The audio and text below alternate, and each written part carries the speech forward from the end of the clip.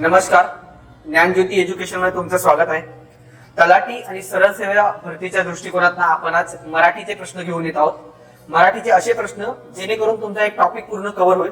आजचा जो प्रश्न आहे म्हणजे आजचे जे प्रश्न आहेत की आजची जे 10 प्रश्नांची सिरीज आहे त्याच्यामध्ये तुम्हाला मराठी व्याकरण आणि मराठी व्याकरणाची पार्श्वभूमी याच्या संदर्भात 10 प्रश्न घेतलेत जेणेकरून तुमचं बेसिक पूर्ण होईल आणि त्याच्यानंतर आपण मराठीच्या प्रत्येक चॅप्टर नुसार एक चॅप्टर नुसार आपण 10 प्रश्न घेणार आहोत.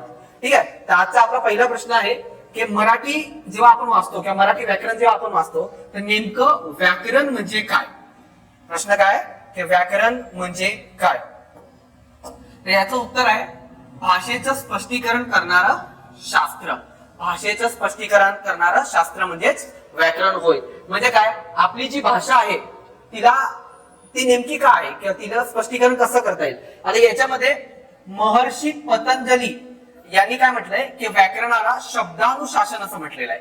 हा शब्द लक्षात ठेवा की महर्षी पतंजली यांनी व्याकरणाला शब्दानुशासन असं म्हटलंय आणि श्रीपाद भागवत यांनी असं म्हटलंय की भाषेचे व्याकरण ज्या नियमाने ठरवले जाते ते नियम स्पष्ट करणारे शास्त्र म्हणजे व्याकरण. म्हणजे बेसिकली तुम्ही जी भाषा बोलता किंवा जे भाषेबद्दलचे तुमचे जे वाक्य आहेत त्याच्या संदर्भात जे काही तुम्ही कसं बोलता काय बोलता या संदर्भात जे काही नियम आहेत त्याला आपण व्याकरण असे म्हणतो. ही एकदम साधी सोपी व्याख्या झाली की तुम्ही जे बोलता ते कसं बोलायचं केव्हा बोलायचं त्याच्या संदर्भात जे काही नियम आहेत त्याला व्याकरण असे म्हणतात. पुढचा प्रश्न, मराठी भाषा लिपीस कोणत्या नावाने ओळखले जाते. मराठी भाषेची जी लिपी आहे तिला कोणत्या नावाने ओळखले जाते. तर मराठी भाषा लिपीला 2 नावाने ओळखले जातं. एक आहे देवनागरी आणि दुसरी आहे बाळबोध लिपी. आता बघा आपल्याला सगळ्यांना शाळेपासून शिकवलं जातं की आपण देवनागरी लिपीत लिहितो, परंतु एक दुसरा शब्द पण महत्वाचा आहे तो लक्षात ठेवा, बाळबोध लिपी. ठीक आहे. तर त्यामुळे याचं उत्तर आहे फक्त ब आणि क. देवनागरी लिपी आणि बाळबोध लिपी हे आपण मराठी भाषेच्या लिपीला म्हणतो. आता बघा लिपी म्हणजे नेमकं काय. तर एक गोष्ट लक्षात ठेवा, लिपी हा जो शब्द आहे तो लिप या धातूपासून तयार झालाय. लिप तुम्ही ते शेणाने लिपता असा एक शब्द आहे बघा की शेणाने लिपणे म्हणजे सारवणे टाईप. ठीक आहे. तर लिपचा नेमका अर्थ काय होतो, आपण कागदावर शाईने लिंबतो किंवा लिहितो म्हणजेच लिपी होय. ठीक आहे. तर मराठी भाषेचे लेखन ज्या लिपीत केलं जातं तिला बाळबोध लिपी किंवा देवनागरी लिपी सुद्धा म्हणतात. आणि देवनागरी लिपी भारतात आणण्याचं कार्य केलेलं आहे आर्य लोकांनी. बघा इकडे मुद्दा आहे की देवनागरी लिपी भारतात कोणी आणली तर आर्य लोकांनी आणली. आणि देवनागरी लिपी आपण 6 भाषेमध्ये वापरताना पाहतो. त्याच्यामध्ये सगळ्यात महत्वाची संस्कृत, मराठी, हिंदी, गुजराती, बंगाली आणि पाली या 6 भाषेमध्ये आपण देवनागरी लिपीचा वापर करतो. बघा काही पुस्तकात 4च दिलेला आहे, परंतु बंगाली आणि पाली हे या 2 भाषेसाठी पण देवनागरी लिपीचा वापर केला जातो. पुढे देवनागरी लिपी आपण डावीकडनं उजवीकडे लिहितो. बघा आपण कधी असं लिहिलं ना मराठी तर आपण काय करतोय डावीकडनं उजवीकडे लिहितोय. तर देवनागरी लिपीचं अजून एक वैशिष्ट्य आहे. पुढे मराठी देवनागरी लिपीमध्ये प्रत्येक अक्षराच्या वर शिरोरेषा असते. बघा इथं आपण हे मराठी लिहितोय, हे जे मी लिहिले ते अपूर्ण आहे किंवा अचूक आहे, म्हणजे अपूर्ण आहे किंवा चुकीचं आहे असं म्हणता येईल. कारण की याच्यावर जोपर्यंत मी शिरोरेषा देत नाही तोपर्यंत ती मराठी लिपी किंवा देवनागरी लिपी किंवा बाळबोध लिपी पूर्ण होत नाही. आणि देवनागरी लिपीमध्ये प्रत्येक ध्वनीसाठी एक स्वतंत्र चिन्ह असतं म्हणून तिला आदर्श लिपी असं म्हणतात. म्हणजे आदर्श लिपीची व्याख्या काय, हे जी वर्ण आहेत, आता मराठीमध्ये आपली जी वर्ण पाहिले तर क ख ग घ, तर ह्या क ख ग घ साठी ह्या प्रत्येक बाबीसाठी एक स्वतंत्र चिन्ह असतं. जर तुम्ही क पाहिला तर तो क असा लिहितात किंवा ख पाहिला तर तो वेगळा लिहितात. आता आपण क ला क सारखाच उच्चार करतो, क ला काही वेगळा उच्चार नाहीये. त्यामुळे प्रत्येक ध्वनीसाठी जेव्हा स्वतंत्र चिन्ह असतात तेव्हा त्याला आदर्श लिपी असं म्हणतात. ठीक आहे. तर मराठी लिपीलाच किंवा देवनागरी आणि बाळबोध लिपीलाच आदर्श लिपी सुद्धा म्हणतात. पुढे मराठी भाषा गौरव दिन आपण कधी साजरा करतो हा प्रश्न खूप वेळा आलेला आहे, त्यामुळे तुम्ही लक्षात ठेवा हा प्रश्न 27 फेब्रुवारीला मराठी भाषा गौरव दिन साजरा करतो. का, कारण की 27 फेब्रुवारीलाच वि वा शिरवाडकर म्हणजेच विष्णू वामन शिरवाडकर किंवा त्यांना आपण कुसुमाग्रज असं सुद्धा म्हणतो, तर त्यांचा जन्मदिवस होता आणि त्या जन्मदिवस निमित्ताने आपण मराठी भाषा गौरव दिन साजरा करतो. पुढे हा प्रश्न बघा जरा महत्वाचा आहे. विचार, भावना, अनुभव, कल्पना या सगळ्या गोष्टी व्यक्त करण्याचं साधन म्हणजे नेमकं काय. काय विचार, भावना, अनुभव, कल्पना व्यक्त करण्याचं साधन म्हणजे नेमकं काय. आता माझ्या डोक्यात काहीतरी विचार आलाय, तर जेव्हा मी तो व्यक्त करताना कुठले तरी शब्द उच्चारतो म्हणजे मी नेमकं काय करतोय, मी भाषेचा वापर करतोय. तर विचार, भावना, अनुभव, कल्पना व्यक्त करण्याचं साधन म्हणजे काय, भाषा. काय, भाषा. त्यामुळे सगळ्यांनी ही व्याख्या भाषेची पाठ करून ठेवा. आपण एक व्याकरणाची व्याख्या घेतली, एक भाषेची व्याख्या घेतली आणि एक लिपीची व्याख्या घेतली. या 3 व्याख्या तुम्हाला आल्या पाहिजेत. आता बघा, भाषा हा शब्द संस्कृत धातू भाषेपासून आलेला आहे. भाष, बघा या भाषेमध्ये शचा पाय तोडण्यात आलेला आहे. ठीक आहे. तर भाषचा अर्थ काय होतो, बोलणे किंवा बोलण्याचा व्यवहार करणे. आता मी जे तुम्हाला सांगतोय ते एक प्रकारे तुम्हाला बोलतोय, मग मी बोलण्यासाठी काय वापरतोय, मराठी भाषा वापरतोय. ठीक आहे. तर आपल्या मनातला विचार, अनुभव, भावना, कल्पना व्यक्त करण्याचे साधन म्हणजे भाषा. मानवी मुखातून निघालेली लयबद्ध ध्वनी संहिता, लयबद्ध म्हणजे एकदम व्यवस्थित जो ध्वनी बाहेर निघतो त्याला आपण भाषा असं म्हणतो. आणि समाज व्यवहारात विचारांच्या देवाणघेवाणीचे ध्वन्यात्मक साधन, म्हणजे आपण जेव्हा विचार एकमेकाला मांडतो तेव्हा आपण एका विशिष्ट ध्वनीचा वापर करतो, तर त्याला आपण भाषा असे म्हणतो. पुढे, ठराविक क्रमाने आलेल्या अक्षरांच्या समूहाला एक विशिष्ट अर्थ जर प्राप्त होत असेल तर त्याला काय म्हणतात. नीट प्रश्न ऐकायचा आहे, कारण की इथं काय लिहिलंय, अक्षराचा जेव्हा समूह एकत्र येतो आणि त्याला विशिष्ट अर्थ प्राप्त होतो तर त्याला काय म्हटलं जातं, तर त्याला आपण शब्द असं म्हणतो. काय म्हणतो, शब्द असं म्हणतो. अक्षराचा समूह जर एकत्र आला तर शब्द, वर्णाचा जर समूह एकत्र आला तर एक अक्षर तयार होतं, अक्षराचा समूह जर एकत्र आला तर शब्द तयार होतात, आणि शब्दांचा समूह एकत्र आला त्याला योग्य अर्थ प्राप्त झाला तर त्याला आपण वाक्य असं म्हणतो. आता मी उदाहरणासहित तुम्हाला सगळं व्यवस्थित सांगतो. बघा, आपलं बेसिक काय, समजा मी एक वाक्य लिहिलं, राहुल चालत जा. हे तुमचं काय झालं, वाक्य झालं. ठीक आहे. आता या राहुल चालत जा याच्यात आपण काय केलं, हे वाक्य आहे. आता याची मी फोड करतो तर 3 शब्द तयार होतात, राहुल कॉमा चालत कॉमा जा. हे 3 काय झाले, शब्द तयार झाले.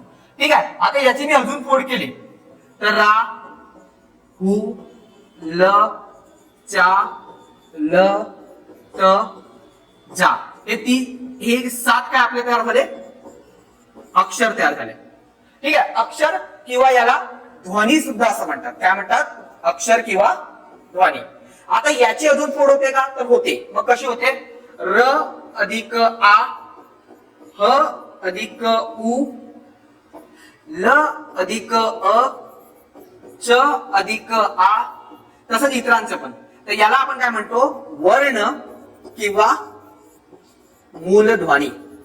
काय म्हणतो आपण, वर्ण किंवा मूलध्वनी. मग आता व्याख्या बघा काय, जेव्हा 2 पेक्षा जास्त वर्ण एकत्र येतात तेव्हा त्याचं अक्षर बनतं. बघा, इकडे र आणि आ एकत्र आले तर रा नावाचं अक्षर बनलंय. जेव्हा 2 पेक्षा जास्त अक्षर एकत्र येतात तेव्हा शब्द बनतात, आणि जेव्हा 2 पेक्षा जास्त शब्द एकत्र येऊन काहीतरी त्या वाक्याला किंवा त्या शब्द समूहाला जेव्हा अर्थ प्राप्त होतो तेव्हा त्याला वाक्य असं म्हणतात. म्हणून हा प्रश्न नीट ऐका, अक्षराच्या समूहाला एक विशिष्ट अर्थ प्राप्त झाला तर त्याला काय म्हणतात, तर त्याचं उत्तर आहे शब्द. जर इकडे असा प्रश्न आला असता की शब्दाच्या समूहाला जेव्हा एक विशिष्ट अर्थ प्राप्त होतो तर त्याला काय म्हणतात, वाक्य. फरक कळतोय का. मग सगळ्यात छोटा कोण, वर्ण किंवा मूलध्वनी. वर्ण किंवा मूलध्वनी हे एक प्रकारे अनुसारखे आहेत, ज्याचं याहून जास्त विभाजन करता येणार नाही. र अधिक आ याचं अजून विभाजन होणार नाही, म्हणून याला आपण काय शब्द वापरतो, मूळ ध्वनी. याच्या पलीकडे विभाजन होणार नाही. आणि या मूळ ध्वनीपासून ध्वनी, ध्वनीपासून शब्द, शब्दापासून वाक्य. पुढे बघा, चूक की बरोबर सांगा. प्राचीन काळी भारतात ब्राह्मी आणि खरोष्टी या 2 लिप्या प्रचारात होत्या.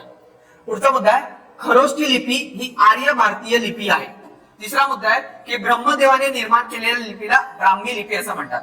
बघा, याच्यात काय, हे वाक्य बरोबर आहे, हे वाक्य बरोबर आहे, पण खरोष्टी लिपी जी आहे ती आर्य भारतीय लिपी नाहीये, त्याच्यामुळे याचं उत्तर अ आणि क बरोबर असं येतं. बघा, आता आपण एक एक लिपीबद्दल थोडंसं शॉर्टकट मध्ये जाणून घेऊया. ब्राह्मी लिपी, बघा नावात आहे, ब्राह्मी लिपी ही ब्रह्मदेवाने निर्माण केली होती, आणि या ब्राह्मी लिपीला सर्व लिपींची जननी असं म्हणतात, कारण की या लिपीतनच सर्व इतर लिपी तयार झालेल्या असं म्हटलं जातं. पुढे खरोष्टी लिपी जी आहे, खरोष्टी, ती बुद्ध उल्लेखात येते. म्हणजे जे बुद्ध किंवा बौद्ध धर्मातले जे ग्रंथ संहिता आहेत त्याच्यामध्ये प्रामुख्याने खरोष्टी लिपीचा वापर केलेला आहे. आणि एक कुशाण नावाचा एक राजा होता, त्याच्या काळात या लिपीचा भरपूर वापर केला गेला. प्लस हे आपल्या भारतात एक गांधार म्हणून भाग आहे, त्या गांधार भागात या लिपीचा मूळचा वापर करण्यात आला होता, म्हणून तिला गांधारी लिपी सुद्धा म्हणतात. हा शब्द लक्षात ठेवा की खरोष्टी लिपीलाच गांधारी लिपी सुद्धा म्हणतात. तिसरी लिपी आहे मोडी लिपी. त्याची देवनागरी लिपी होती, तिला थोडसा मोड देऊन किंवा तिला थोडस मोडून तोडून लिहिलं तर तिला मोडी लिपी असं म्हणतात. मोडी लिपी ही कन्नड लिपीप्रमाणे दिसते आणि यादव काळात राजा हेमाडपंती, याचं नाव लक्षात ठेवा, राजा हेमाडपंती यांनी ही लिपी निर्माण केली असं म्हटलं जातं.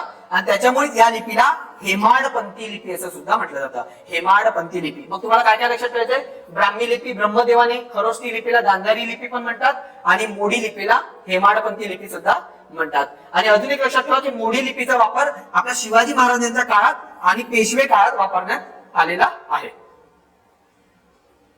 पुढचा प्रश्न, भाषाविषयी कौशल्याचे साधारणपणे किती पायऱ्या आहेत?